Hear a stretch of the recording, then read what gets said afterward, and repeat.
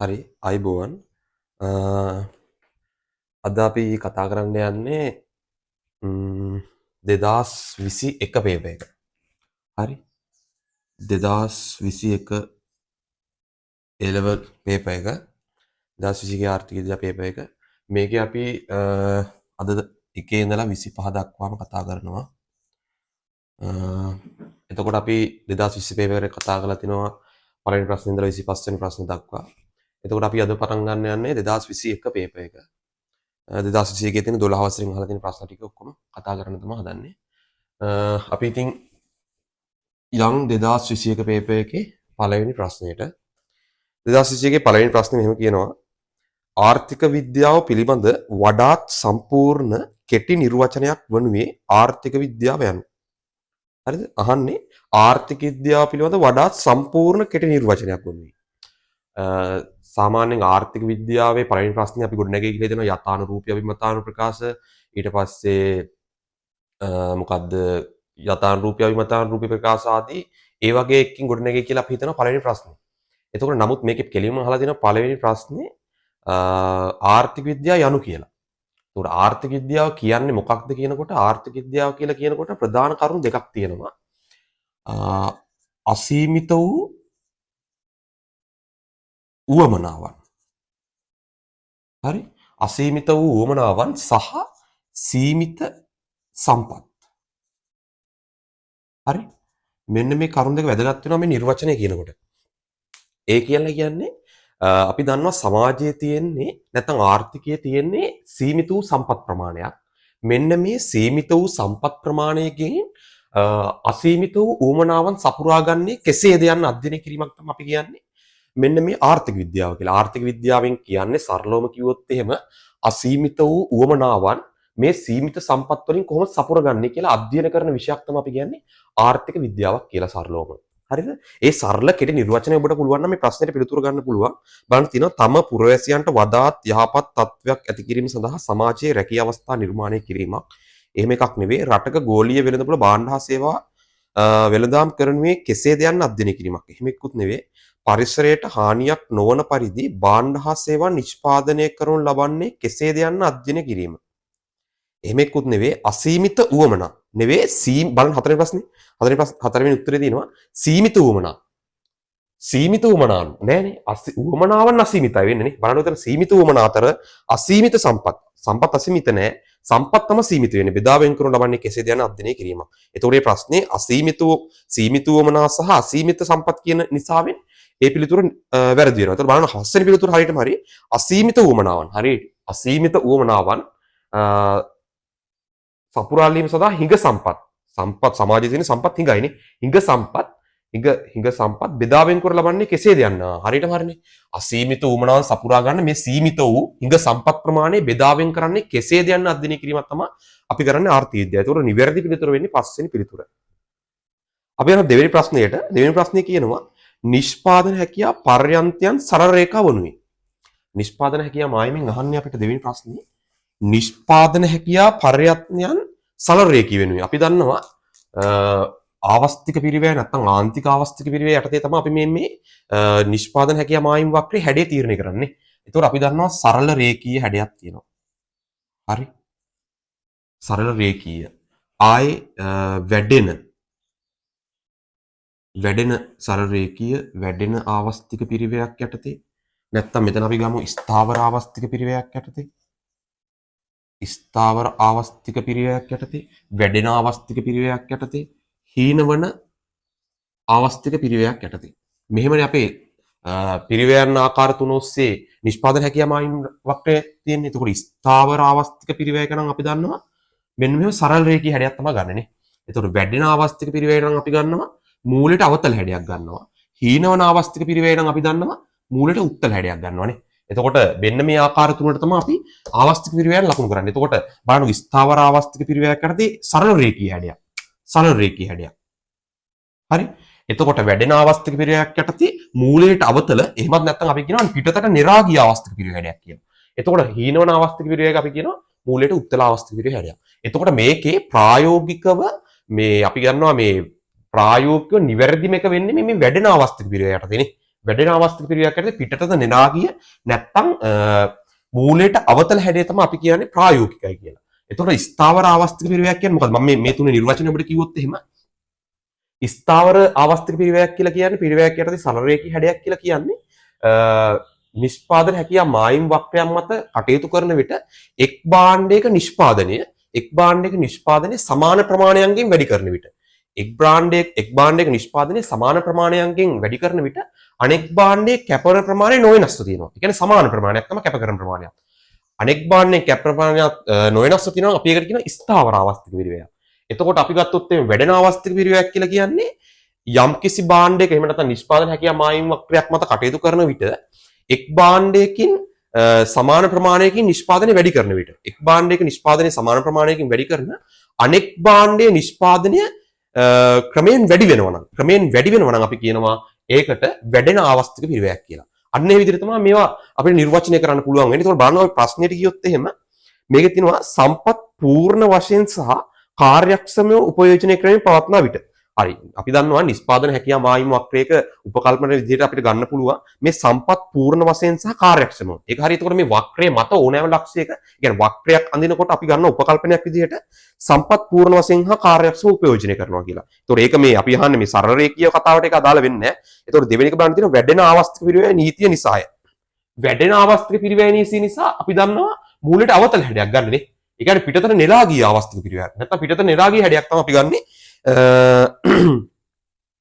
වැඩෙන ආවස්තික පිරිවැයේදී බලන්නකො තුන්වෙනි එක තියෙනවා ආර්ථිකයේ පවත්නා අකාර්යක්ෂමතා නිසාය. අකාර්යක්ෂමතා නිසා නෙවෙයි. එතකොට බලන්න හතරවෙනි එක තියෙනවා ආවස්තික පිරිවැය ස්ථාවර වීම නිසා. ආවස්තික පිරිවැය ස්ථාවර ආවස්තික පිරිවැයක් නිසාවෙන් තමයි සරල රේඛී හැඩයක් ගන්න. හරි? ඊට පස්සේ සම්පත් සමජාතිය නොවීම නිසාය. සම්පත් සමජාතිය නොවීම නිසා වැඩෙන ආවස්තික. ඒ කියන්නේ වැඩෙන ආවස්තික පිරිවැයක් හටගන්නේ ඇයිද කියලා කිව්වොත් එහෙම ඒ කියන්නේ ඒකට හේතු මොනවද? මෙන්න මේ හේතුවක් තමයි සම්පත් සමජාති නොවේ. මේකේ සම්පත් සමජාතියයි ඒ කියන්නේ මේ භාණ්ඩ වර්ග දෙකම සඳහා යොදා ගන්නා සම්පත් සමජාතියයි තාක්ෂණයේ ස්ථාවරයි. ඒ වගේම එක් භාණ්ඩයක් සඳහා යොදාගත් තාක්ෂණයේ අනෙක් භාණ්ඩයටත් සුළුවම ආදේශ කරගන්න පුළුවන්. ආන් ඒ වගේම තමයි මේ ස්ථාවර ආවස්තික පිරිවැයට හේතුවක් වෙන්නේ නේ. ඒතකොට වැඩෙන ආවස්තික පිරිවැය සම්පත් සමජාතිය නෙවෙයි. ඊට පස්සේ තාක්ෂණය නොවෙනස් වෙනවා. ඊට පස්සේ එක් භාණ්ඩයක් සඳහා යොදා ගන්න නිෂ්පාදන සාධකයන් අනෙක් භාණ්ඩයට සුළුවම ආදේශ කරන්න බෑ. අන්න ඒ වගේම වැඩෙන ආවස්තික පිරිවැයට අපිට ගන්න පුළුවන්. ආන් ඒ වගේ කරුණක් තමයි මෙතන තියෙන්නේ පස්වෙනි එක සම්පත් සමජාතිය නොවීම කියලා. හරි. ඊට පස්සේ ඒකේ නිවැරදි පිළිතුර අපි දන්නවා. ඒතකොට හතරවෙනි පිළිතුර වෙන්නේ ස්ථාවර ආවස්තික පිරිවැයකදී. එතකොට අපි යනවා තුන්වෙනි ප්‍රශ්නයට. හරි. තුන්වෙනි ප්‍රශ්නයට ගියොත් එහෙම බලන්න තුන්වෙනි ප්‍රශ්නයට ගිහිල්ලා තුන්වෙනි ප්‍රශ්නේ තියෙනවා පහත සඳහන් කවරක් නිදහස් වෙළඳපොළ ආර්ථිකයෙහි මූලික ලක්ෂණයක් වේද? නිදහස් වෙළඳපොළ ආර්ථිකයක්. නිදහස් වෙළඳපොළ ආර්ථිකයක් කියලා කියන්නේ ඒකේ අපි නිදහස් වෙළඳපොළ ආර්ථික අපි දන්න ආර්ථික පද්ධති ප්‍රධාන වශයෙන් වෙළඳපොළ විධානගත කියලා අපි කොටස් දෙකකට කතා කරනවා සහ මිශ්‍ර ආර්ථික පද්ධතියක් කියලා කතා කරනවා. එතකොට මේ වෙළඳපොළ ආර්ථිකයක අපි දන්නවා මේක මිල යාන්ත්‍රණය ඔස්සේ ක්‍රියාත්මක වන දේපල හිමිකම පෞද්ගලික අංශයේ සතු වන හරිද සානුබල ක්‍රියාත්මක වෙනවා මේ මොකද්ද ද්‍රව්‍යාත්මක සානුබල ක්‍රියාත්මක කරන ආර්ථික පද්ධතිය තමයි අපි කියන්නේ මේ වෙළඳපොළ ආර්ථික පද්ධතියක් කියලා. එතකොට බලන්නකෝ එතකොට විධාන ආර්ථික පද්ධතියක් කියන්නේ මේකේ දේපල හිමිකම රාජ්‍ය අංශයේ සතු වෙන්නේ. දේපල හිමිකම රාජ්‍ය අංශයේ සතු පොදු දේපල හිමිකමක් ඒ කියන්නේ රාජ්‍ය අංශයේ සතු පොදු දීපල හිමිකමක් තියෙන සැලසුම්ගත ක්‍රමවේදය ඔස්සේ මේ මොකද්ද සැලසුම් අධිකාරිය ඔස්සේ ක්‍රියාත්මක කරන බලවේග මත මේ ක්‍රියාත්මක වන මෙන්න වගේ ආර්ථික පද්ධතියක් තමයි අපි කියන්නේ විධානගත ආර්ථික පද්ධතියක් කියලා. හරිද? එතකොට මිශ්‍ර ආර්ථික පද්ධතියක් ගැන කිව්වොත් මේ විධානගත සහ වෙළඳපොළ ආර්ථික පද්ධතියේ තියෙන කොටස් දෙකම මිශ්‍ර වෙච්ච ආර්ථික පද්ධතියක් තමයි අපි කියන්නේ මිශ්‍ර ආර්ථික පද්ධතියක් කියලා. හරිද? එතකොට මේ බලන්නකො තුන්වෙනි ප්‍රශ්نين අපෙන් අහන්නේ නිදහස් වෙළඳපොළ ආර්ථිකයේ මූලික ලක්ෂණයක්. එතකොට කියනවා නිෂ්පාදනය පිළිබඳ රජයේ දැඩි පාලනයක්. රජයේ දැඩි පාලනයක් වෙන්නේ විධානගත ආර්ථික පද්ධතියක නේද? නැත්නම් සැලසුම්ගත ආර්ථික පද්ධතියක. එතකොට බලන්න දෙවෙනි පිළිතුර තියෙනවා අපනයනට වඩා වැඩි ආනයන. එහෙම එකක් කියන්නේ නැහැ නේ අපේ වෙළඳපොළ ආර්ථිකයේදී. වෙළඳපොළ ආර්ථිකයේදී මොකද්ද අපි දන්නවා මිල යාන්ත්‍රණය ඔස්සේ ක්‍රියාත්මක වෙනවා. ඒ කියන්නේ මිල අපිට ලාභදායීත්වය පදනම් කරගනිමින් තමයි ආනයන අපනයන උනත් ක්‍රියාත්මක කරන්නේ නේද?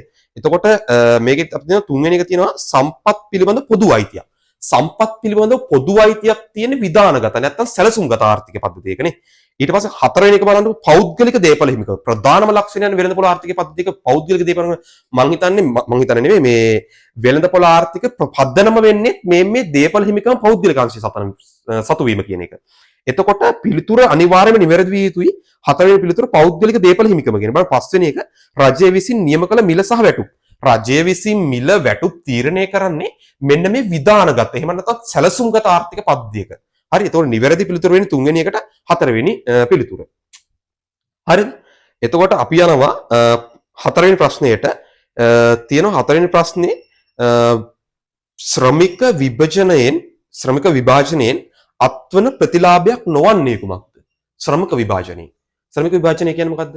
ශ්‍රමික විභාජනය කියලා කියන්නේ අපි දන්නවා නිෂ්පාදන ක්‍රියාවලියක් තියෙනවා කියලා හිතන්න. නිෂ්පාදන ක්‍රියාවලියක් තියෙනවා. හරිද? යම්කිසි නිෂ්පාදන ක්‍රියාවලියක් තියෙනවා. අපි හිතමු මේ නිෂ්පාදන ක්‍රියාවලිය ඇගරුම් කර්මාන්තශාලාවක්. ගාමට් එකක්. හරිද?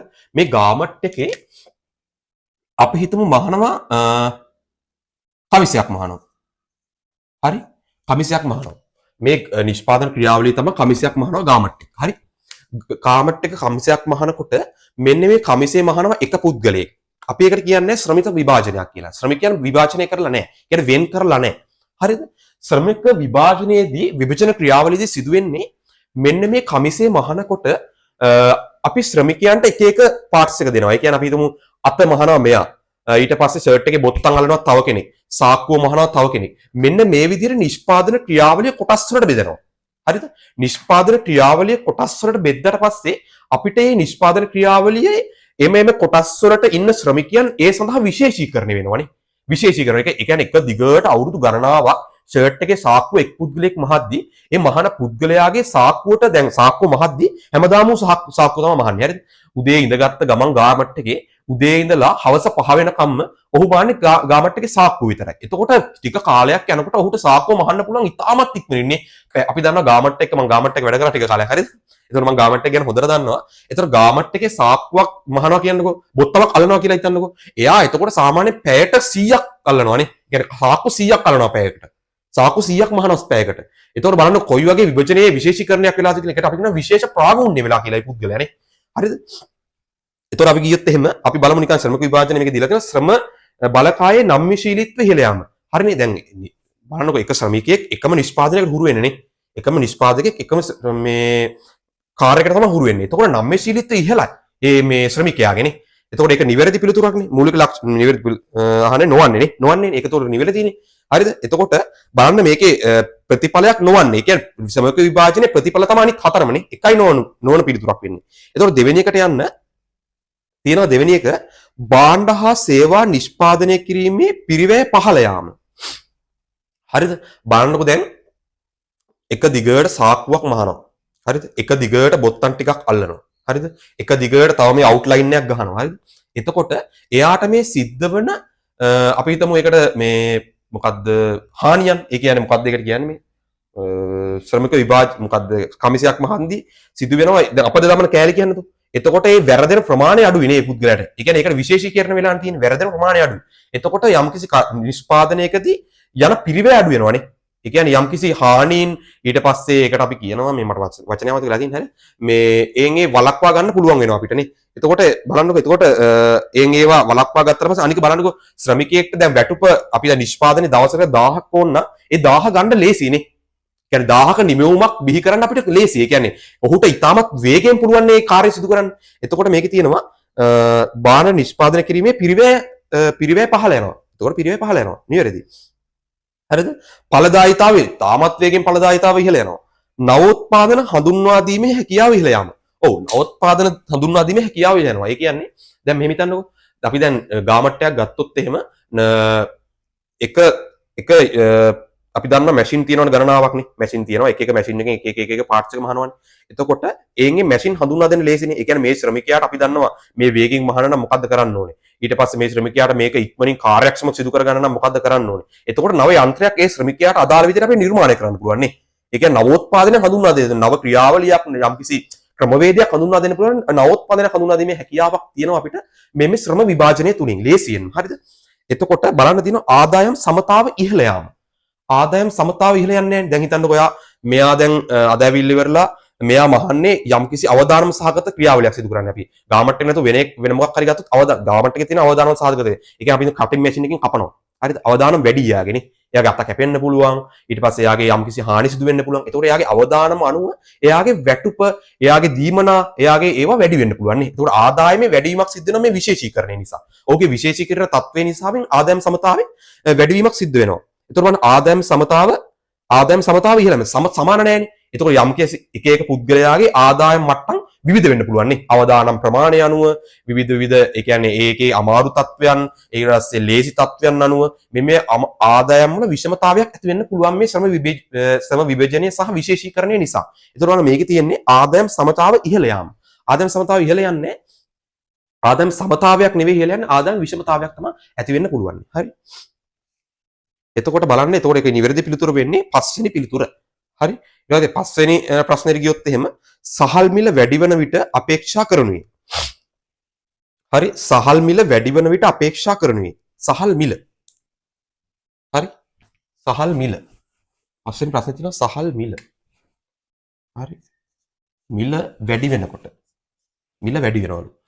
සහල් මිල වැඩි වෙනකොට අපේක්ෂා කරනුවේ. මිල වැඩි වෙනකොට මිලත් එක්ක සම්බන්ධතාවය තියෙන්නේ මොකේද? මිලත් එක්ක සම්බන්ධතාවය තියෙන්නේ ඉල්ලුම් ප්‍රමාණයට. හරි. මිල වැඩි වෙනකොට ඉල්ලුම් ප්‍රමාණය අඩු වෙනවා. මිල අඩු වෙනකොට ඉල්ලුම් ප්‍රමාණය වැඩි වෙනවා. ප්‍රතිලෝම සම්බන්ධතාවය මෙහෙමද තියෙන්නේ? හරි. ඒක න ලේසි ප්‍රශ්නයක්. එතකොට සහල් මිල වැඩි වෙනකොට අපේක්ෂා කරන්නේ. සහල් මිල වැඩි වෙනකොට අනිවාර්යයෙන්ම ඉල්ලුම් ප්‍රමාණය තමයි වෙනස් වෙන්නේ. හරිද? ඒ කියන්නේ අනිකුත් කරුණු ඉල්ලුම සඳහා බලපාන අනිකුත් කරුණු නොවෙනස්ව තිබියදී යම්කිසි නිශ්චිත අවස්ථාවකදී ඉල්ලුම සඳහා බලපාන අනිකුත් කරුණු නොවෙනස්ව තිබියදී සලකා බලන භාණ්ඩයේ මිලත් ඉල්ලුම් ප්‍රමාණයත් අතර පවතින ප්‍රතිලෝම සම්බන්ධතාවයනේ. නැත්තම් සලකා බලන භාණ්ඩයේ මිල වෙනස් වීම මත ඉල්ලුම් ප්‍රමාණයෙහි වෙනස් වීමක්. තමයි අපි කියන්නේ ඉල්ලුම් ප්‍රමාණය වෙනස් වීමක් කියලානේ. ඉල්ලුම කියලා කියන්නේ අනිකුත් කරුණු නොවෙනස්ව තිබියදී නෙවෙයි. නේ. කිසියම් නිශ්චිත අවස්ථාවකදී සලකා බලන භාණ්ඩයේ මිල නොවෙනස්ව තිබියදී. මිල නොවෙනස්ව තිබියදී ඉල්ලුම සඳහා බලපාන අනිකුත් සාධකයන් වල වෙනස් වීම මත සිදුවෙන ක්‍රියාවලියක් තමයි අපි කියන්නේ ඉල්ලුම කියලානේ. ඉල්ලුම කියලා. හරිද? ඔබ නිවැරදිවම තියාගන්න ඕනේ ඉල්ලුම් ප්‍රමාණය සහ ඉල්ලුම අතර තියෙන වෙනසනේ. ඉල්ලුම සහ ඉල්ලුම් ප්‍රමාණය අතර නිශ්චිත වෙනසක් තියෙනවා. හරිද? ඒතකොට බලන්නකො මේකේ අපිට කියනවා සහල් මිල වැඩි වෙන විට අනිවාර්යයෙන්ම මිල වැඩි වෙනකොට ඒකට බලපාන ඉල්ලුම් ප්‍රමාණය. හරි? එතකොට සහල් ඉල්ලුම් කරන ප්‍රමාණය වැඩිවීමක්. අපිට මේක කියන්නේ මොකද්ද? මිල වැඩි වෙන විටනේ. මිල වැඩි වෙන විට. මෙන්න මේ සම්බන්ධතාවය ගැන ඔබෙන් අහන්නේ. මිල වැඩි වෙනකොට මොකද වෙන්නේ? මිල වැඩි වෙන විට අපේක්ෂා කරන සහල් ඉල්ලුම් කරන ලබන ප්‍රමාණය වැඩිවීමක්. ඉල්ලුම් කරන ප්‍රමාණය වැඩිවීමක් නෙවෙයි අඩුවීමක්. ප්‍රතිලෝම සම්බන්ධතාවයක් තියෙනනේ. එතකොට දෙවෙනි බලන්න කියන්නේ සහන් සැපයුම් ප්‍රමාණය සිදුවෙන අඩුවීමක්. අපිට සැපයුමක් ගන්න පුළුවන් නේ. බලන්නකො මෙතන සැපයුම් ප්‍රමාණය සැපයුම හරි මේ සැපයුම් ප්‍රමාණයත් අතරත් වෙනසක් තියෙනවනේ. එතකොට මිල වැඩි වෙනකොට මෙතන මිල වැඩි වෙනකොට සැපයුම් ප්‍රමාණය වැඩි වෙනවා. මිල අඩු වෙනකොට සැපයුම අඩු වෙනවා. මෙන්න මේ විදිහට අනුලෝම සම්බන්ධතාවය තමයි මේකේ තියෙන්නේ නේ. ඒ කියන්නේ අනුලෝම සම්බන්ධතාවයක් තමයි තියෙන්නේ සැපයුමත් මිලත් සැපයුම් ප්‍රමාණයත් මිලත් අතර ඉල්ලුම් ප්‍රමාණයත් මිලත් අතර තියෙන ප්‍රතිලෝම සම්බන්ධතාවය. මෙන්න මේ නිසා හරිද? මෙන්න මේ නිසා බලන්නකෝ සහල් සැපයුම් කරන ලබන ප්‍රමාණය අඩුවීමක්. මේක අපිට කියනවා මිල වැඩිවීමකදීනේ. මිල වැඩිවීමකදී. සහල් සැපයුම් කරන ප්‍රමාණය අඩුවීමක්. මිල වැඩි වෙනකොට වැඩි වෙන්නේ නේ. අනුලෝමයි. ඒතකොට මේ පිළිතුර ගන්න බෑ අපිට. බලන්න තුන්වෙනි එක තියෙනවා සහල් ඉල්ලුම් කරන ලබන ප්‍රමාණය අඩුවීමක්. ඒක හරි. ඒතකොට තුන්වෙනි එක නිවැරදි වෙනවා. බලන්න ඔයාලට වරද්දන්න දීලා තියෙනවා සහල් ඉල්ලුම අඩුවීමක්. සහල් ඉල්ලුම අඩුවීමක්. ඉල්ලුමද අඩු වෙන්නේ මේ. ඉල්ලුම නෙමෙයි අඩු වෙන්නේ මිලත් එක්කන් අනිවාර්යයෙන්ම බලපාන්නේ මොකද්ද? ඉල්ලුම් ප්‍රමාණය. හරි? එතකොට මේ පිළිතුර අපිට ගන්න බෑ. සහල් සැපයුම ගන්නත් බෑනේ. සැපයුම නෙමෙයි සැපයුම් ප්‍රමාණයට තමයි මිල බලපාන්නේ. හරි? එතකොට නිවැරදි පිළිතුර වෙන්නේ තුන්වෙනි පිළිතුර පස්වෙනි එකට. හරි? අපි යනවා හයවෙනි ප්‍රශ්නයට.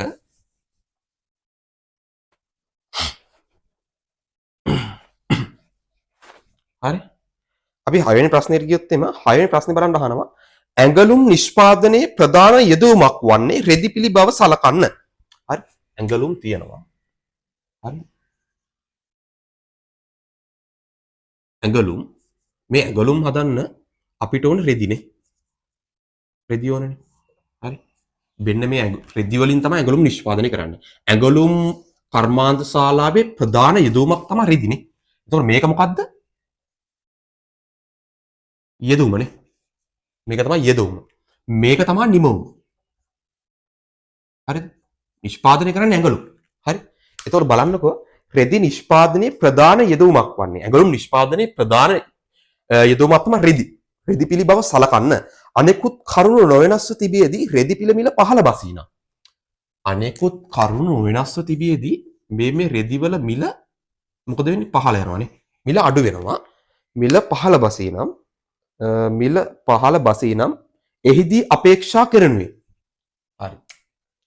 අපි මෙතන ගත්තොත් එහෙම නිකන් මෙන්න මෙතන QD ගත්තොත් එහෙම QS ගත්තොත් එහෙම මිල අඩු වෙනකොට ඉල්ලුම් ප්‍රමාණය වැඩි වෙනවා. හැබැයි සැපයුම් ප්‍රමාණය අඩු වෙනවානේ. එහෙමනේ ගන්නනේ. يعني මිලත් ඉල්ලුම් ප්‍රමාණයත් අතර ප්‍රතිලෝමයි මිලත් සැපයුම් ප්‍රමාණයත් අතර අනුලෝමයි. එහෙම ගමුකෝ. හරි. එතකොට බලන්න මෙතන මෙන්න මේ මිල අඩු වෙනවා. ඒ කියන්නේ මෙන්න මේ ඇගලුම් නිෂ්පාදනයේ තියෙන මොකද්ද යෙදවීමේ මිල අඩු වෙනවා. එතකොට අපි දන්නවා මෙතන ගත්තොත් එහෙම ඉල්ලුම. හරි. මෙන්න මේ මොකද්ද ඇඟලුම් නිෂ්පාදන ශාලාවේ අපි ගමුකෝ සැපයුම. මේකේ අපි නිවැරදිම අහනවනේ. නිවැරදිම අහනවා බලන්න මේ ප්‍රශ්නෙම පටල ගන්න එපා. බලන්න කියනවා ඇඟලුම් නිෂ්පාදන ප්‍රධාන යෙදවීමක්. ඇඟලුම් නිෂ්පාදන නිමවීමේ ප්‍රධාන යෙදවීමක් තමයි කියන්නේ රෙදි. හරි. එතකොට යෙදවීම් වල මිල බලපාන්නේ මොකේටද? සැපයුමට. ඒ කියන්නේ සැපයුමට බලපාන සාධකයක් තමයි යෙදවීම් වල මිල. නේ? එතකොට සැපයීමට තමයි අපේ බලපාන්නේ මොකද්ද යෙදවීම් වල මිල? ඉල්ලුමටද බලපාන්නේ? ඉල්ලුමට බලපාන සාධකයක්ද? නෑ. නිවැරදිව මේකේ දීලා තියෙනවා බලන්න. ඇඟලුම් නිෂ්පාදනයේ ප්‍රධාන යෙදවීමක් වන්නේ රෙදි පිළි බවය. ඔබ ඉල්ලුම පැත්තට යාම වළක්වා ගන්න තමයි දීලා තියෙන්නේ මෙතන ප්‍රධාන යෙදවීමක් වන්නේ කියලා.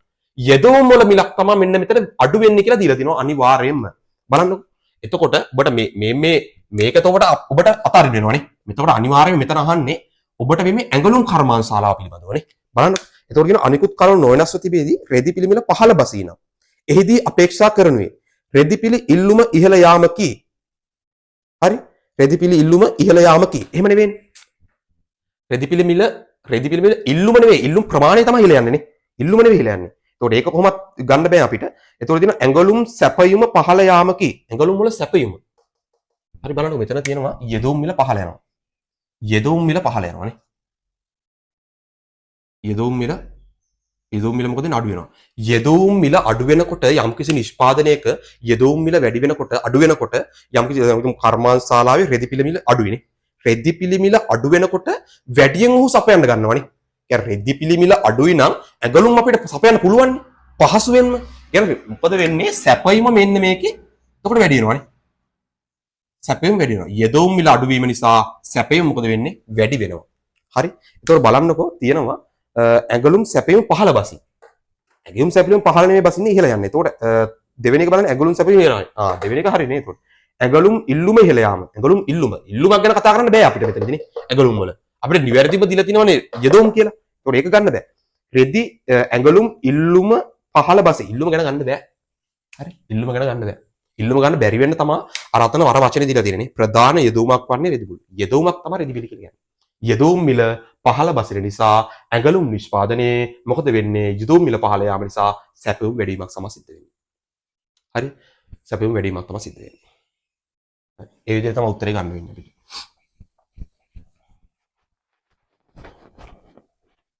අපි යනවා ඊළඟ ප්‍රශ්නයට. අපිට තියෙනවා 7 වෙනි ප්‍රශ්නය. 7 බලන්න තියෙනවා x භාණ්ඩයේ සැපයුම් ශ්‍රිතය දීලා තියෙනවානේ. x භාණ්ඩයේ සැපයුම් ශ්‍රිතය දීලා තියෙනවා. QS තමයි දීලා තියෙන්නේ. හරි. සැපයුම් ශ්‍රිතය දීලා තියෙනවා මොකද්ද 8p. 8p කියලා දීලා තියෙනවා. p භාණ්ඩයේ මිලත් 8p සමීකරණයෙන් දැක්වේ එහි p භාණ්ඩයේ මිලත් QS සැපයුම් කරනු ලබන ප්‍රමාණය පෙන්වුම් කරයි. භාණ්ඩයේ මිල තමයි p වලින් කියන්නේ. මෙම සමීකරණ x භාණ්ඩයේ සැපයුම් මිල නම් මෙතා. මේක ගාණක් හදන්න දෙයක් නැහැ. හරි ගාණක් හදන්න දෙයක් නැහැ. ඇයි දන්නවද? බලන්නකෝ මේ සැපයුම් ශ්‍රිතයේ දීලා තියෙනවා මෙන්න මෙතන 8. මේ මොකද්ද? බෑවුමනේ. නමුත් මේකේ අන්තක්ඛණ්ඩයක් නැහැ. හරිද?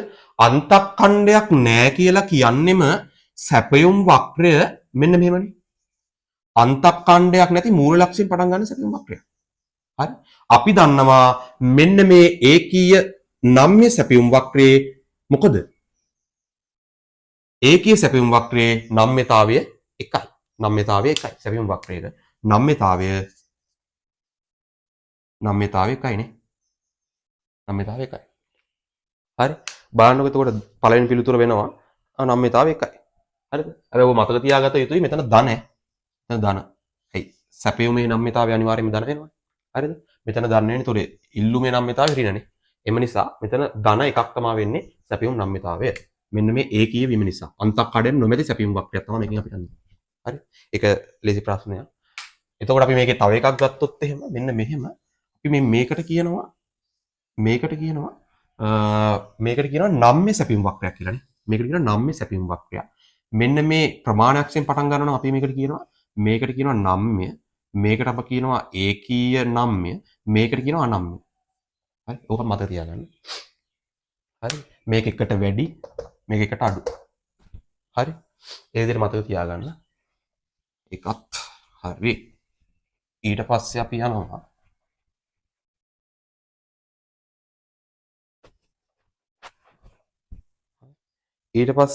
ඒකට පිළිතුරු අංක 1 8වෙනි ප්‍රශ්නෙට යනවා. 8වෙනි ප්‍රශ්නේ කියනවා අලිගෙට පෙර සඳහා ඇති වෙළඳ පොළ එකවර සිදුවීම් දෙකකට මුහුණ පා ඇතැයි සලකමු. හරි? අලිගෙට පෙර වෙළඳ පොළ ඊට පස්සේ කියනවා අලිගෙට පෙර සැපයුමට බලපාන දැඩි නීකයක් පැවතියදී හරිද? අලිගෙට පෙර සැපයුමට බලපාන දැඩි නියගයක් තියෙනවලු. පැවතියදී පිළිකා රෝග වළක්වා ගැනීමට උපකාරී විය හැකි ඖෂධීය ගුණ අලි පෙරවල අඩංගු බව පරීක්ෂණයක් මගින් පෙන්වා දී තිබේ. හරි? මෙම සිදුවීම් දෙක අලිගෙට පෙර වෙළඳපොළෙහි සමුතුලිත මිල හා සමුතුලිත ප්‍රමාණය කෙරෙහි කෙසේ බලපානු ලැබේද? කියනවා. මේක කියනවා අපිට බලන්නකො දැඩි නියගයක්. එතකොට දැඩි නියගයක් වුණාම මොකද වෙන්නේ අලිගෙට පෙර සැපයුමට? අලිගෙට පෙර සැපයුම මොකද වෙන්නේ? නියගිය නිසා අලිගෙට පෙර අඩු වෙන්නේ. එහෙනම් අලිගෙට පෙර හැදෙන්නේ නැහැ. සැපයුම අඩු වෙනවනේ. හැබැයි අලිගෙට පෙර ඉල්ලුමට බලන්නකො වෙන දේ. මේක කියනවා. අලිගෙට පෙර ඉල්ලුමට කියන එක බලන්නකො. පිළිකා රෝග වළක්වා ගැනීමට උපකාරී විය හැකි ඖෂධීය ගුණ අලිගෙට පෙර වල අඩංගු බව පරීක්ෂණයක් මගින් පෙන්වා දී ඇත. එතකොට මේ පිළිකා රෝග වලට හොඳයිලු මේ අලිගෙට පෙර. අන්න ඒ හින්දා මොකද වෙන්නේ? ඉල්ලුම අලිගෙට පෙර වලට ඉතාමත් වැඩි ඉල්ලුමක් වැඩි වෙනවානේ. ඒතකොට ඉල්ලුම මොකද වෙන්නේ? ඉල්ලුම වැඩි වෙනවා. ඇයි ඉතින් කාපු ගමන් පිළිකා හොඳ වෙනවනේ. ඒතකොට ඉල්ලුම වැඩි වෙනවා.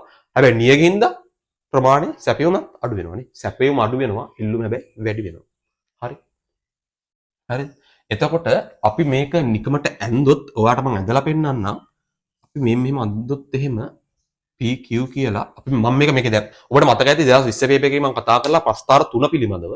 ඒතකොට මේකේ ප්‍රස්තාර 3ක් තියෙනවානේ. කියන්නේ මේකේ දැන් අපි දන්නවා අල්ලිගට පෙර සැපයීම වැඩියෙන් අඩු වෙලා ඉල්ලුම අඩුවෙන් අඩු වුණොත්. ඔහොමම ප්‍රස්තාර 3ක් අපිට ආකාර 3කට අඳින්න පුළුවන්. මම මේක අර සමාන ප්‍රමාණයකින් වගේ එකක් නිකන් ඔයාලට රූප සටහනක් අඳින්න ඕන හින්දා මම මේක පොඩ්ඩක් පැහැදිලි කරන්න. එතකොට බැලුවොත් එimhe අපි සැපයීම සමීකරණ සැපයීම වක්‍රය මෙහෙම තියෙනවා. ඉල්ලුම් වක්‍රය මෙහෙම තියෙනවා. අපිට කියනවා අල්ලිගට පෙර සැපයීම අඩු වෙනවානේ. සැපයීම අඩු වෙනවා. මෙන්න මෙහෙම අඩු වෙනවා සැපයීම. හරි. හරිද? හැබැයි මොකද කියන්නේ? ඉල්ලුම් වැඩි වෙනවනේ. ඉල්ලුම් වැඩි වෙනවලු. හරි. එතකොට මේ සමුතුලිත ප්‍රමාණය මිල මෙතනනේ තිබ්බේ. Q1 P1.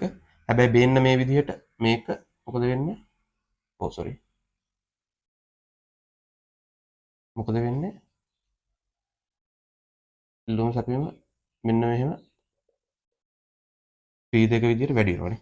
මිල. හරිද? එතකොට මිල වැඩි වෙනවා. අපිට ප්‍රමාණය පිළිබඳව කියන්න බෑ.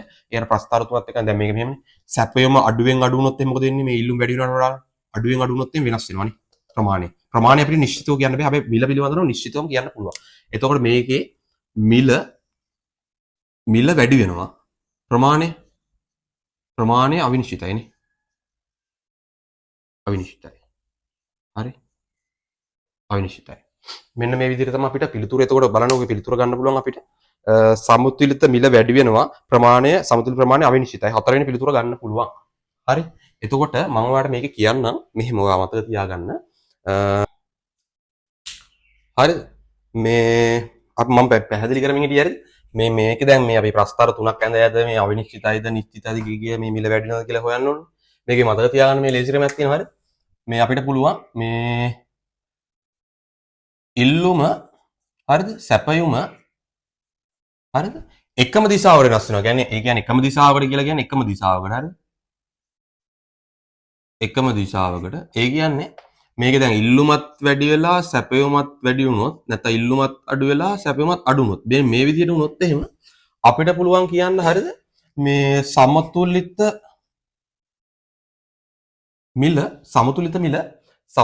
මිල අවිනිශ්චිතයි හරි? සමතුලිත මිල අවිනිශ්චිතයි. يعني සමතුලිත මිල හරියටම කියන්න බෑ. නමුත් සමතුලිත ප්‍රමාණය ඉල්ලුමේ දිශාවට ගමන් කරනවා හරිද? ඉල්ලුමේ දිශාවට හරි? ඒ කියන්නේ බලන්න මේක මෙහෙම කියන්න පුළුවන්. මේ එකම දිශාවකට ඉල්ලුමත් සැපයුමත් ගමන් කිරීමේදී මේ සමතුලිත මිල අවිනිශ්චිතයි. හරිද? මිල තමයි අවිනිශ්චිත වෙන්නේ. හැබැයි සමතුලිත ප්‍රමාණය මේ ඉල්ලුමේ දිශාවට ගමන් කරනවා. දැන් ඉල්ලුමත් සැපයුමත් අපිට කිව්වොත් මේ ඉල්ලුමත් වැඩි වේ සැපයුමත් වැඩි වේ කියලා. එතකොට සමතුලිත මිල අපිට කියන්න පුළුවන් අනිවාර්යයෙන්ම වැඩි වෙනවද අඩු වෙනවද කියලා අපිට හරියටම කියන්න බෑ. හරිද? නමුත් සමතුලිත ප්‍රමාණය අනිවාර්යයෙන්ම ඉල්ලුම වැඩි වීම නිසා වැඩි වෙනවා කියලා අපිට කියන්න පුළුවන්. හරිද? ඒ එකම දිශාවට. තව එකක් අපිට ගන්න පුළුවන් දැන් දෙදිශාවට ඒ කියන්නේ දිශා වෙනස් දිශාවන්ට. හරිද? වෙනත් දිශාවන්ට ගත්තොත් එහෙම අපි හිතමු ඉල්ලුම හරි සැපයුම තියනවා කියලා. එතකොට ඉල්ලුම වැඩි වෙන්න පුළුවන් සැපයුම අඩු වෙන්න පුළුවන් ඉල්ලුම අඩු වෙද්දි සැපයුම වැඩි වෙනවා. ඕම ගන්න පුළුවන්. හරි? එතකොට අපිට කියන්න පුළුවන් මෙතන ලියන්න. හරි? එතකොට අපිට කියන්න පුළුවන් මේකෙදි සමතුලිත මිල හරි? සමතුලිත මිල ඉල්ලුමේ දිශාවට වෙනස් වෙනවා. හරිද? සමතුලිත මිල ඉල්ලුමේ දිශාව. හරි? හැබැයි සමතුලිත ප්‍රමාණය අවිනිශ්චිතයි. හරි? හරි? මෙන්න මේක මතක තියාගන්න පුළුවන් ඔයාලට. එකම දිශාවකට නම් මේ විදිහට වෙනස් දිශාවන කියන්නේ ඉල්ලුමත් වැඩි වෙලා සැපීම අඩු වුණොත් මෙන්න මේ විදිහට වෙනස් වුණොත් එimhe අපිට කියන්න පුළුවන් සමතුලිත මිල ඉල්ලුමේ දිශාවට. හරි? සමතුලිත මිල ඉල්ලුමේ දිශාවට සමතුලිත මිල ඒ කියන්නේ දැන් මිල වැඩි වුණොත් එහෙම කියන්නේ ඉල්ලුම වැඩි වෙලා තිබ්බොත් එහෙම සමතුලිත මිල වැඩි වෙනවනේ. ආන් එහෙම. හරි? එතකොට සමතුලිත ප්‍රමාණය අවිනිශ්චිතයි. ප්‍රමාණය ගැන හරියටම කියන්න බෑ. ඔයාලට මේ ප්‍රස්තාර තුනක් ඇඳලා ප්‍රස්තාර එන විදියත් පොඩ්ඩක් ඇඳලා මේක පොඩ්ඩක් මතක තියාගෙන එතකොට ඔයාලට මේක නිශ්චිත මොකද්ද මේ නිවැරදි කරගන්න පුළුවන්. ඒ කියන්නේ හරියටම තහවුරු කරගන්න පුළුවන්. තහවුරු කරන්න ඔයා මේක පොඩ්ඩක් මතක තියාගන්න. එතකොට ඔයාලට ලේසියෙම ටක් ගාලා මේ ඉක්මනින්ම පිළිතුරට යන්න පුළුවන්. හරි? එතකොට බලන්නකෝ මේකේ අපි නිවැරදි පිළිතුර ගත්තානේ. ඔව් හතරවෙනි පිළිතුර ඉදිරියට ගත්තානේ. මේක මතක තියාගන්න පොඩ්ඩක් දාගන්න මේක. හරි? ඒක දාගන්න පොඩ්ඩක්. ඩොට් දාගන්න. හරි?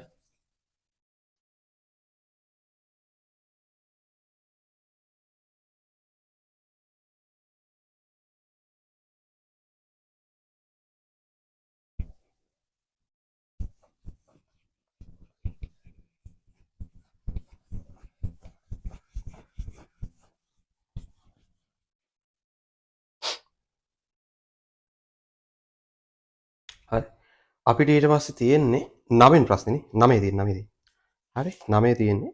9 කියනවා X භාණ්ඩය සඳහා ඇති වෙළඳපොළ දැනට සමතුලිතයේ පවතී යයි සලකන්න X භාණ්ඩයේ සමතුලිත මිල සහ සමතුලිත ප්‍රමාණය යන දෙකම අඩු කිරීමට හේතු නොවන්නේ පහත සඳහන් කවර සිදුවීමක්ද?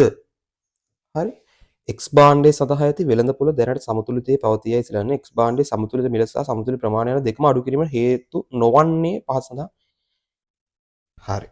එතකොට කියනවා X කියලා භාණ්ඩයක් මෙන්න මේ විදිහට හරි මෙන්න මේ විදිහට තියනවලු සමතුලිත තත්ත්වයේ නේ සමතුලිත තත්ත්වයේ තියනවලු මේ විදිහට හරි සමතුලිතයලු තියෙන්නේ හරි සමතුලිත තත්ත්වයක තියනවලු මේක කියනවා සමතුලිත මිල සහ සමතුලිත ප්‍රමාණය යන දෙකම අඩු කිරීමට හේතු නොවන්නේ හරි අපි මෙහෙම ගමු මේක කියනවා X භාණ්ඩය සඳහා අනුපූරක භාණ්ඩයක් වන Y භාණ්ඩයේ මිල ඉහළ යාම. අනුපූරක භාණ්ඩවල මිල ඉහළ යාම. X භාණ්ඩය සඳහා අනුපූරක භාණ්ඩයක් වන Y භාණ්ඩයේ මිල ඉහළ යාම. අනුපූරක භාණ්ඩයක මිල ඉහළ ගියොත් එහෙම සලකා බලන භාණ්ඩයට මොකද වෙන්නේ? සලකා බලන භාණ්ඩයේ ඉල්ලුම මොකද වෙන්නේ? අඩු වෙනවා. නේ? සලකා බලන භාණ්ඩයේ මිල ඉල්ලුම අඩු වෙනවා.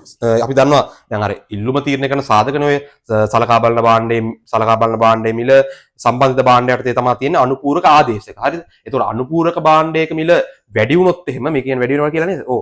අනුපූරක භාණ්ඩයක මිල වැඩි වුණොත් එහෙම අපි දන්න මේ දැන් සපත්තු මේස් ගත්තොත් එහෙම අපි දන්නවා දැන් මේස් එක මිල මාර වැඩි. හරිද? මේස් එක මිල මාර වැඩි. දැන් මේස් එකක් වැඩි වුණොත් එහෙම මාර විදියට අපි නිකන් සපත්තු ගන්න ප්‍රමාණයත් නිකන් අඩු කරනවානේ. සපත්තු වල ඉල්ලුමත් අපි මොකද කරන්නේ? අඩු කරනවා. එතකොට මේකේ අපින් අහන්නේ සමතුලිත මිල ප්‍රමාණය දෙක අඩු කිරීමටනේ. එතකොට මේකේ මොකද වෙන්නේ? අනුපූරක භාණ්ඩයේ මිල ඉහළ ගියොත් එimhe ඉල්ලුම මොකද කරන්නේ? අඩු කරනවානේ. ඉල්ලුම අඩු කරනවා. ඉල්ලුම වෙන්නේ අඩු වෙනවානේ. පොඩි දාලා ගන්න දෙන්න මෙන්න. ඉල්ලුම අඩු වෙනවානේ. අඩු කරනවා දෙන්න. හරිද? ඉල්ලුම අඩු වෙනවා. ඉල්ලුම අඩු වෙනකොට මොකද වෙන්නේ? මෙන්න මේ විදිහට. මිලත් අඩු වෙනවා සමතුලිත ප්‍රමාණයත් අඩු වෙනවානේ. එතකොට මේකේ අහන්නේ හේතුවක් නොවන්නේ. නොවන්නේ නැනේ. එතකොට ඒක වෙනවා. හරි. ඒක හරි. එතකොට අනිත් එක කියනවා X භාණ්ඩය සඳහා ආදේශක භාණ්ඩයක් වන Y භාණ්ඩයේ මිල පහළ යාම. X භාණ්ඩය සඳහා ආදේශක භාණ්ඩයක් වන Y භාණ්ඩයේ මිල පහළ යනවා. ඒතර Y භාණ්ඩයේ මිල පහළ ගියොත් එimhe ආදේශක භාණ්ඩයේ මිල යනවා. දැන් මම කකා ඉන්නවා මොනවද බත් ගන්න එපා. හරිද? අපි ගමුකෝ ආදේශකයක් පිට්ටුයි ඉන්දියාප්පයි. හරිද? පිට්ටු ඉන්දියාප්පයි ගත්තොත් එහෙම මම දැන් පිට්ටු තමයි කකා ඉන්නේ. හරිද? පිට්ටු කකා ඉන්නකොට ආදේශයක් වන ඉන්දියාප්ප වල මිල අඩු වෙනවා. එතකොට පහුදා ඉඳලා කන්නේ මොනවද ඉන්දියාප්ප. එතකොට මේකෙ මොකද වෙන්නේ? ඉල්ලුම අඩු වෙනවානේ. මේක ඉල්ලුම අඩු වෙනවා. එතකොට ඉල්ලුම අඩු වෙනවා මේ විදිහටම දෙකම අඩු වෙනවා. එතකොට ඒකත් හරියනේ. එතකොට කියනවා X සාමාන්‍ය භාණ්ඩයක් වීම සහ පාරිභෝගික ආදායම් පහළ යාම. පාරිභෝගික ආදායම් පහළ ගියත් මොකද වෙන්නේ? සාමාන්‍ය භාණ්ඩයක පාරිභෝගික භාණ්ඩේ පහළ ගියත් ඉල්ලුම මොකද කරන්නේ? අඩු කරනවානේ. ඉල්ලුම අඩු කරනවා. එතකොටත් මේ විදිහ වෙනවා. හරි. ඊට පස්සේ කියනවා X බාල භාණ්ඩයක් වීම සහ පාරිභෝගික ආදායම ඉහළ යනවා. එතකොට පාරිභෝගික ආදායම ඉහළ ගියපුවම මොකද කරන්නේ? පාරිභෝගික ආදායම බාල භාණ්ඩයනේ. බාල භාණ්ඩයක නම් පාරිභෝගික ආදායම ඉහළ ගියොත් එහෙම මොකද කරන්නේ? මේ ඉල්ලුම් ප්‍රමාණය මොකද කරන්නේ? අඩු වෙනවානේ. පාරිභෝගික භාණ්ඩයක. ඒ කියන්නේ මොකද්ද මේ බාල භාණ්ඩයක.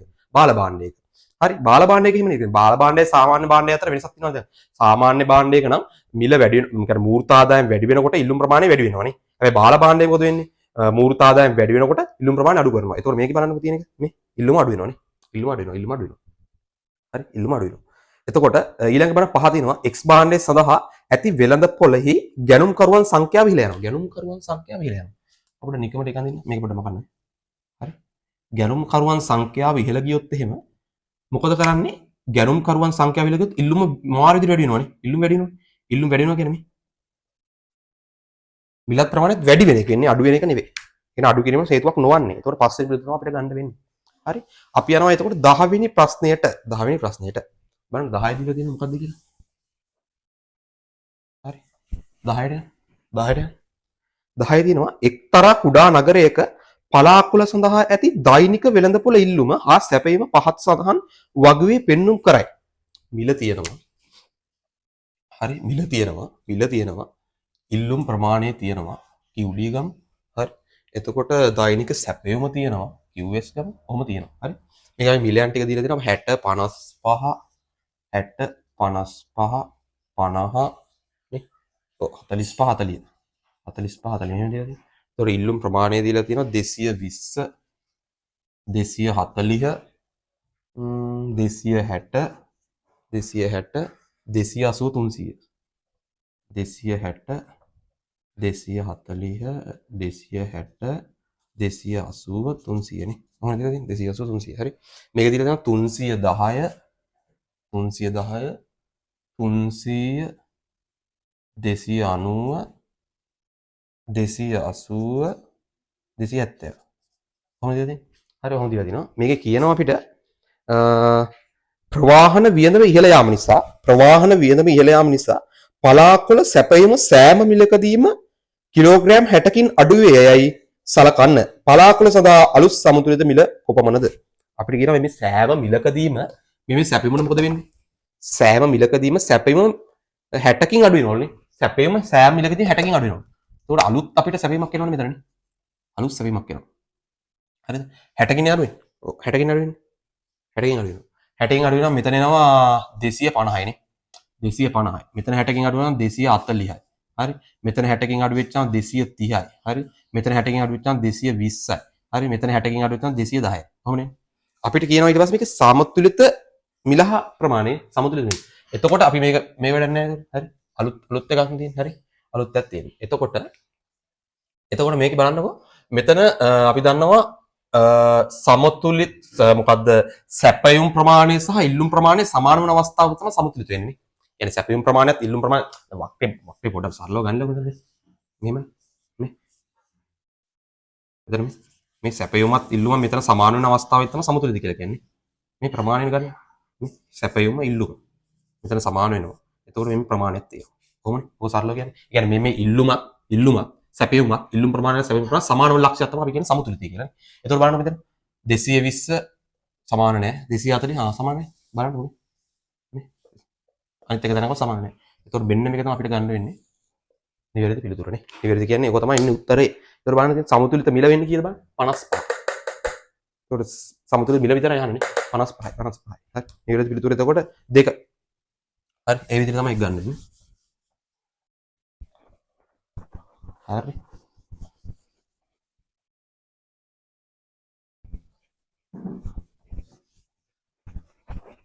හරි. අපි 10 වෙනි ප්‍රශ්නේ හිටියේනේ 10 හිටියෝ. හරි. 10 හිටියේ. එතකොට අපිට කියනවා 11 බලන්නකො 11 තියෙනවා. භාණ්ඩයක මිල 40 සිට 50 දක්වා ඉහළ යාම. මිල 40 ඉඳලා 50 දක්වා ඉහළ යනවා නේ. මිල 40 සිට 50 දක්වා ඉහළ යනවා. භාණ්ඩය ඉල්ලුම් කරන ප්‍රමාණය QD හරි QD 1600 සිට 1600 සිට හරි 1600 ඉඳලා 1400 අඩු වෙනවලු නේ.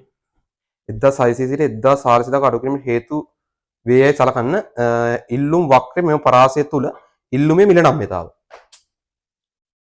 පරාසය කියපු ගාම ඔබට මතක වෙන්න ඕනේ ලක්ෂ මිලියන නම්‍යතාවය නෙවෙයි. චාප මිලියන නම්‍යතාවනේ. එතකොට ඔබ දන්නවා චාප මිලියන නම්‍යතාව හොයන සූත්‍රය තමයි PD ගත්තොත් එම ඩෙල්ටා QD බෙදීම ඩෙල්ටා P වැඩි කිරීම P1 ධන P2 බෙදනවා Q1 ධන Q2 නේ. කොහොමද? ඔතන ලක්ෂ මොකද චාප මිලියන නම්‍යතාව හොයන සූත්‍රය. එතකොට මේක කෙලින්ම අපින් අහනවනේ මිල පරාසයද කියලානේ. මිල පරාසයද කියලා අහනවා. මිල පරාසය තුලද කියලා අහනවා. කියන්නේ යම්කිසි මිලක් අපිට කියන්නේ නැහැ. යම්කිසි මිලක් අපිට කියන්නේ නැහැ. හරි පරාසය.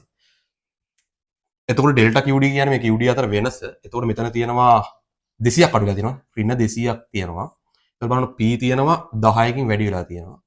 මේ P1 P2 ගත්තොත් එහෙම මේ දෙක එකතුව මම කෙලින් දාගන්නගේ. මෙතන 90යි. හරි? එතන 90යි. මේ දෙක එකතුව ගත්තොත් එහෙම 2000 3000යි නේ. 3000යි. මම කෙලින්ම ගත්ත වැඩ එකතු කරලා තවත් පියවරකට යන්න පුළුවන්. මම කෙලින්ම ගත්ත MCQ ප්‍රශ්නනේ. හරි? එතකොට මෙතන අපි බැලුවොත් එහෙම මෙතන බින්දුවකට බින්දුවක් කැපුවා. මෙතනත් කැපුවා. හරි? එතකොට මෙතන දෙකටත් කපලා දාමු 15යි කියලා. හරි? 15යි කියලා. මෙතන 9ක් කමු. මෙතන 3 වරක් 3 9යි 3 වරක් 5 15යි නේ. එතකොට 3 බෙදීම 5යි. හරිනේ? එතකොට එන උත්තරේ 0.0 හරි 0.0 3ට නෑනේ. එතකොට 30ට 5 ඒවා 4ක් 5නේ 6යි 6යි ඍණ. හැබැයි ඍණ 0.6යි කියලා උත්තරයක් එනවා. බලන්න තියෙනවද කියලා උත්තරේ? 4 වෙනි පිළිතුර. ඔය විදිහට තමයි අපිට හොයාගන්න වෙන්නේ. හරි. ඊට පස්සේ අපි යනවා ඊළඟ ප්‍රශ්නයට. බලන්න ඊළඟ ප්‍රශ්නේ තියෙනවා මොකද්ද? කිසියම් භාණ්ඩයක් සඳහා නිදහස් වෙළඳපොළ සමතුලිත මිලට වඩා ඉහළ සහතික කළ අවම මිලක් හඳුන්වා දී රජය දැරීමට සිදුවන පිරිවැය වඩාත් අධික වනුයේ. ඒ කියන්නේ රජයේ පිරිවැය වඩාත් වැඩි වෙන්නේ නේ. රජයේ පිරිවැය රජයට බොහෝ පිරිවැය කියන්නේ ලොකු පිරිවැයක් දරන්න වෙන්නේ මොන නම්‍යත අවස්ථාවකද කියලා වගේ අහනනේ. ඔව්. හරි නම්‍යත අවස්ථාවකද කියලා. එතකොට බලන්නකො මෙහෙම හිතන්නකො. දැන් අපි දන්නවා අපි හිතමු 9යි කියලා. නම්‍ය තත්වයක් නැත්නම් අනම්‍ය තත්වයක් ගත්තොත් එහෙම අපි 9යි කියලා කියන්නේ මිල වැඩි වෙනකොට ප්‍රමාණය වේගෙන් වැඩි වෙනවානේ. ප්‍රමාණය වේගෙන් වැඩි වෙනවා. මිලට සාපේක්ෂව මිල වැඩිවීමට සාපේක්ෂව ඒකට ඉක්මන් ප්‍රතිචාරයක් දක්වනවානේ. මිල වැඩි වෙනකොට ඉතාමත් වේගෙන් අපි කියනවා වැඩි වෙනවා ප්‍රමාණයනේ. ප්‍රමාණය වැඩි වෙනවා. එතකොට අනම්‍යයි කියලා කියන්නේ මිල වැඩි වුණාට හිමින් තමයි වැඩි වෙන්නේ. මොකද්ද? ප්‍රමාණය. හරිද? එතකොට අපි ඒක ගැන හිතලා මේ ප්‍රශ්නෙට ගියොත් එහෙම මේක හොඳ ක්‍රියේටිව් ප්‍රශ්නයක්. හරිද? බලන්නකෝ ඉල්ලුමත් සැපීමත් යන දෙකම නම්‍ය වේනම්. හරිද? ඉල්ලුමත් සැපීමත් දෙකම නම් වෙනවා. දැන් ඉල්ලුම් වැඩි වෙනවා.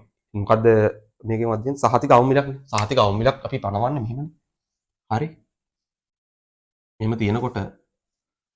මෙහෙම තියෙනකොට D S හරි S හරි. එතකොට අවුමිල මෙහෙම පනවනකොට අවුමිල හරි අවුමිල මෙහෙම පනවනකොට අපි දන්නවා මේකේ අපිට අනික කියනවා වඩාත් අධික වනුයේ පිරිවැය වඩාත්. කියන්නේ පිරිවැය වැඩි වෙන්නේ ඌණ පූර්ණයටත් වඩා, ඒ කියන්නේ ඌණ පූර්ණයටත් වඩා පිරිවැය බොහෝ වැඩි වෙන්නේ අතිරික්ත මිලදී ගැනීමේදී. කියන්නේ අධි සැපියුම් මිලදී ගැනීමේදී. අධි සැපියුම් මිලදී ගැනීමේදී. එතකොට බලන්න අධි සැපියුම් මිලදී ගැනීමේදී දැන් මෙතන මෙහෙම තියෙනවා නම් අපි දන්නවා අධි සැපියුම් මිලදී ගැනීමේදී වඩාත් ඵලදායී වෙන්නේ නැත්නම් බොහෝ පිරිවැයක් ලබන්න වෙන්නේ අපිට නම්‍ය තත්වයක් යටතේ. නම්‍ය තත්වයක් යටතේ. ඒ කියන්නේ මෙහෙම දැන් මිල කියන්නේ මේ නම්‍ය වෙන්න පිරිවැය මොකද වෙන්නේ? පිරිවැය වැඩි වෙනවනේ. ඒතර බලන්න මේකේ තියෙනවා ඉල්ලුමත් සැපීමත් දෙකම අනම්‍ය වෙනවා. අනම්‍ය වෙනකොට නෑනේ. දැන් අනම්‍ය වෙනකොට දැන් අපි මේ හිතමුකෝ. මිල මෙතන දැන් සමතුලිත මිලට වඩා වැඩි වෙනක් නේ මෙතන ඉන්නේ නේ. හරි මම මේක ගැන කතා කරලා ඉන්නේ. මේකේ හරි මේ මෙහෙම කතාවක් තියෙනවා හරි. මෙහෙම කතාවක් තමයි මේකේ තියෙන්නේ. දැන් හිතමු අපි නම්‍ය තත්ත්වයේදී දැන් හිතමු අවමිලනේ. අවමිලේදී නම්‍ය වුණොත් එහෙම නම්‍ය තත්ත්වයේදී මිල වැඩි වුණොත් එහෙම ඉල්ලුම් ප්‍රමාණය විශාල වශයෙන් පහළ යනවානේ. විශාල වශයෙන් පහළ යනවා. හරි.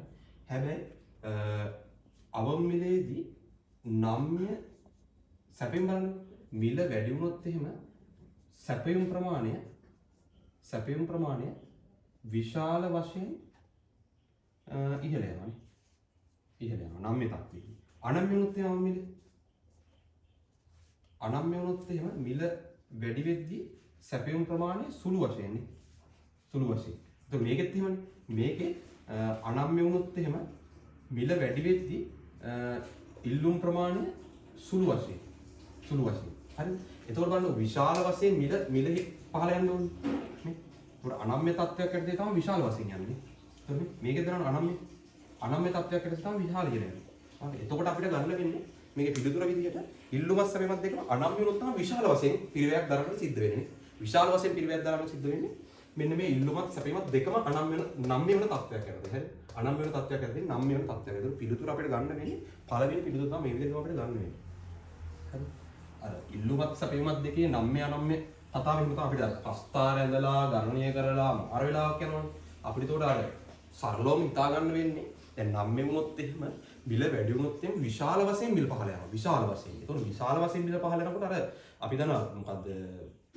දන්නවා මොකක් මොකෙන්ද ඒක හොයනවා කියීම මේ අතිරික්ත මිලදී ගැනීමෙන්නේ. අතිරික්ත මිලදී ගැනීම නැත්නම් මේ උණ පූර්ණයෙන් ගෙවෙන්නේ අතිරික්ත. ඒ කියන්නේ විශාල වශයෙන් රජයේ පිරිවැයක් දරන්න සිද්ධ වෙන්නේ උණ පූර්ණ ගෙවීමටත් වඩා අතිරික්ත මිලදී ගැනීම. එතකොට නම්‍ය වෙන තත්ත්වයකට තමයි වැඩිපුරම පිරිවැයක් දරන්නට සිද්ධ වෙන්නේ. හරි. එතකොට අපි යනවා ඊළඟට 13 වෙනි ප්‍රශ්නෙට. හරිද?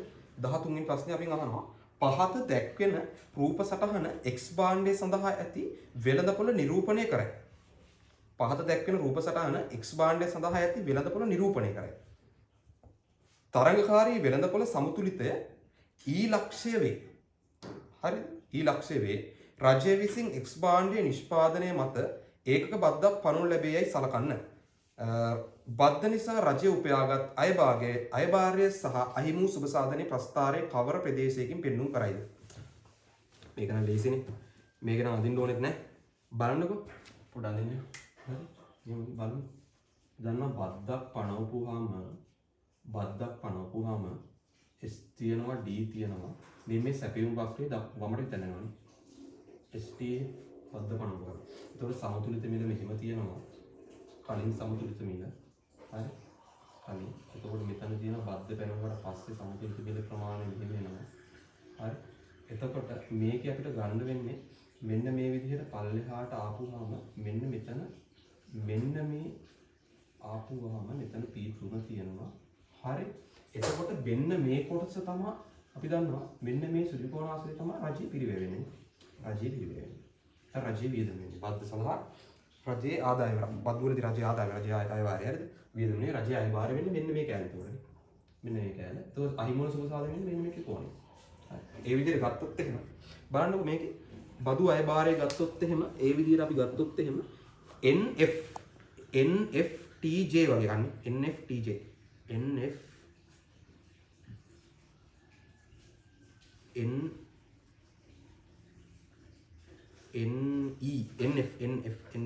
එකයි F එකයි තියෙන්න ඕනේ J තියෙන්න ඕනේ K තියෙන්න ඕනේ බලන්න හතරෙන් එක තියෙනවා JNFK අයිමල් සූපා සාධන එතකොට FKE එතකොට බලන්න එකේ තියෙනවා KFE මේ විදිහට ගන්න පුළුවන් අපිට හතරෙන් විදිහට තමයි නිවැරදිම තියෙන මෙන්න මේක තමයි රජයේ ආදායම අර ත්‍රිකෝණය තමයි මෙන්න මේක තමයි අහිමි සූපා සාධන හරි එතකොට අපි යනවා ඊළඟ ප්‍රශ්නයට හරි ඊළඟ ප්‍රශ්නේ බලන්න තියෙනවා තරංකාරී වෙළඳපොළක එක්තරා භාණ්ඩයක සමතුලිත මිල ඒකකයක් 50ක් බව සලකන්නේ. තරංකාරී වෙළඳපොළක එක්තරා භාණ්ඩයක සමතුලිත මිල ඒකකයක් රුපියල් 50ක් බව සලකන්නේ. හරි. දැන් මෙම වෙළඳපොළ රජයේ මැදිහත්ව ඒකකයක් 60ක් ලෙස අවම මිලක් පනවනු ලබයි. වෙළඳපොළෙහි එක් ගැනුම්කරුවෙකුගේ ශ්‍රිතය අවම අරිබෝග අතිරික්ත කරනු ලබන බලපෑම කුමක්ද? හරි ශ්‍රිතය දීලා තියෙනවා අපිට. ශ්‍රිතය දීලා තියෙනවා QD සමානයි 240 ඍණ කීය 3යි හරි 3යි මෙහෙම දීලා තියෙනවා හරි ඊට පස්සේ අපිට කියනවා සමතුලිත 50යි අපි මේකට වක්‍රයක් හදනවා අපි ලේසියෙන් වක්‍රයක් හදනවා ලේසියෙන් හරි ඔහොම තිබ්බොත් එහෙම මෙතන 240යි හරි 240 3ෙන් බෙදපොත් එහෙම මෙතන එනවා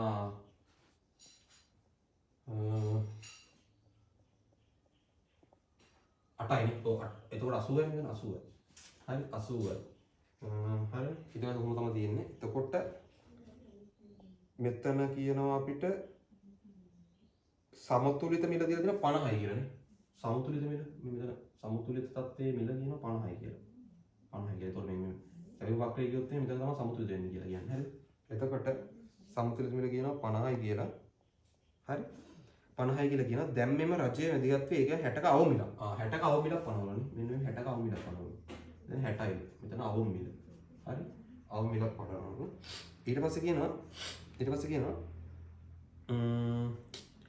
වෙළඳපොළෙහි එම ගැනුම්කරු සිටේ දීලා තියෙනවා හරි පාරිභෝගික අතිරික්තය කරන ලබන බලපෑම පාරිභෝගික අතිරික්තය කරන ලබන අපි දන්නවා පාරිභෝගික අතිරික්තය ගණනය කරොත් එහෙම පාරිභෝගික අතිරික්තය අපි දන්න පාරිභෝගික අතිරික්තය ගණනය කරන සූත්‍රය ගත්තොත් එහෙම උපරිම මිල ඍණ සමතුලිත මිල හරිද බෙදනවා දෙකකින් වැඩි කරනවා සමතුලිත ප්‍රමාණය මේ විදිහට ගන්න.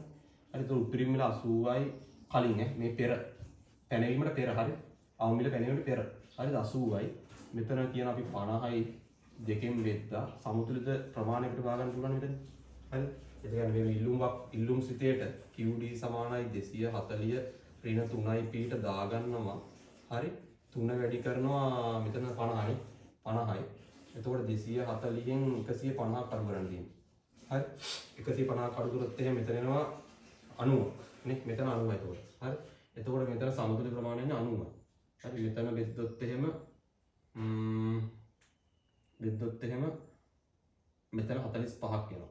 හරි 45ක් එනවා. එතකොට මෙතන එනවා 80යි 50යි 100යි 130යි 130 වැඩි කරන්න තියෙන 45න් නේ 45න්.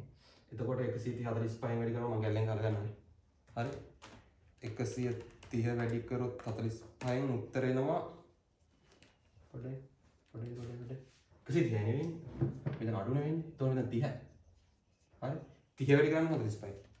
ඒක 30 වැඩි කරොත් එම 45න් උත්තරේ 1350යි නේ 1350ක් වෙනවා මෙතන උත්තරේ. හරි මේ පෙර අය මෙතන පේනවනේ මේ නැද්ද මෙතන පේනවනේ.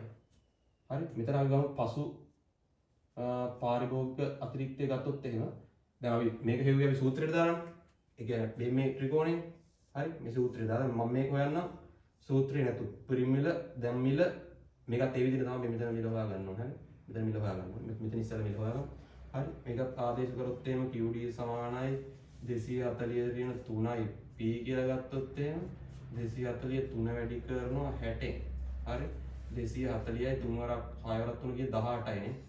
180 අඩු කරොත් එහෙම 200 එතකොට මෙතන 60ක් එනවානේ. මෙතන 60යි එතකොට හරි 60යි. හරි එතකොට අපි මෙතන ගත්තොත් එහෙනම් අපි මේක ත්‍රිකෝණේ වර්ගඵලයෙන් හොයමු. මේ කියන්නේ පරිභෝග අතිරික්ත වෙන්නේ. හරි පරිභෝග අතිරික්ත වෙනවා කියන්නේ. එතකොට මෙතන ගත්තොත් එහෙම භාගයක් ගත්තොත් එහෙම ආධාරකය ත්‍රිකෝණේ වර්ගඵලය කියන්නේ භාගය ආධාරක එනවා 60යි. හරි ලම්බ උස එතකොට මෙතන 20යි නේ 20යි. හරි එතකොට බලන්න භාගයක් මෙතන බෙදනවා ගමු. මෙතන 30යි එතකොට හරි 30යි. හරි ගමු 30යි. 3 අරක් දෙක 6යි. එතකොට බලන්න 600ක් එනවනේ. 600ක් එනවා. හරි එතකොට බලන්නකෝ අපිට අහන්නේ මොකක්ද අහන්නේ ප්‍රශ්නේ ගැනුම් කර පාරිභෝගික අතිරික්ත කරන බලපෑම මොකක්ද? මොකද වෙලා තියෙන්නේ? පෙර එකට වඩා පසු එක මොකද වෙලා තියෙන්නේ? මේ මෙතන මොකද වෙලා තියෙන්නේ කියලා නේද? එතකොට බලන්න 600 ඉඳලා 1350ට 400යි 500යි 600යි 700යි 750යි මොකද වෙලා තියෙන්නේ? 750කින් මොකද වෙලා තියෙන්නේ? 750කින් අඩු වෙලා තියෙනවානේ.